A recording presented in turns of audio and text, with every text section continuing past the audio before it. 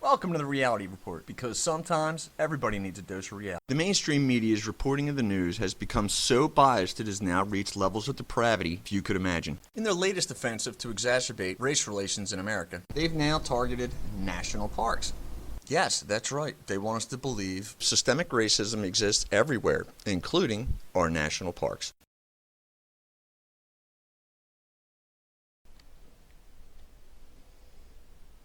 In the latest hit job on America, ABC News' Devin Dwyer has produced this report.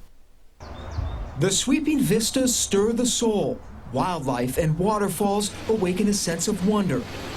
The American wilderness, a playground for old and for young, and overwhelmingly white.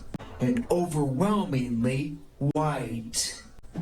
When you look around, you don't see people that you identify with. You don't feel welcome. You feel out of place. You feel literally like you are an outsider. I'm not going to tell anybody how to feel, but I don't believe she has any evidence to back up her racist claim here. And at this point, I believe that all Devin Nunes has done is violate journalistic standards and integrity. People like her. Some people might say, isn't this just that people of color don't like to camp? Yeah. And to that I would say, no, right? That's a generalization. A generalization? Isn't that what she just did? I did not see anyone in the park screaming at her in any way, any racial anything. So what is she talking about? It looks to me like ABC just grabbed the first person that they thought would cooperate with the story. And just because something isn't happening or the presence of someone is missing does not mean they don't want to be there. Did you catch all that?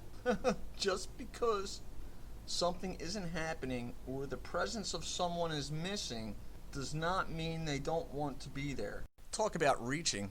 And the craziest part is this is the most compelling information that ABC News' Devin Nunes was able to produce in his attempt to prove that the national parks are racist. The National Park Service says the persistent whiteness of its 419 parks is an existential crisis.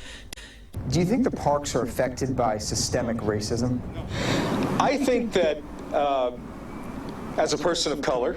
Okay, I'll give him he qualifies as a person of color, but look at him. He's looking around to see if this is flying. Otherwise, that is just one of the creepiest smiles I've ever seen after a statement like that. I think that our national parks and what I've found, there are places where we can learn more about what happened in the past. Because that reflects our thinking today. In a report first shared with ABC News, the Park Service finds 77% of its visitors are white. Of course this report was first shared with ABC News because nobody else had thought to try and tie racism to national parks. The Park Service finds 77% of its visitors are white. Just 23% are people of color. Minorities make up 42% of the U.S. population. What's the biggest factor behind the disparity? I think it's going to vary among communities of color. The lack of transportation opportunities is clearly going to be a factor. But what a lot of folks don't understand is that we're closer than what you think, especially in the urban areas. At no point in this video is racism proven, and clearly turns out to be just another attempt by the fake news media to create a story where there was none.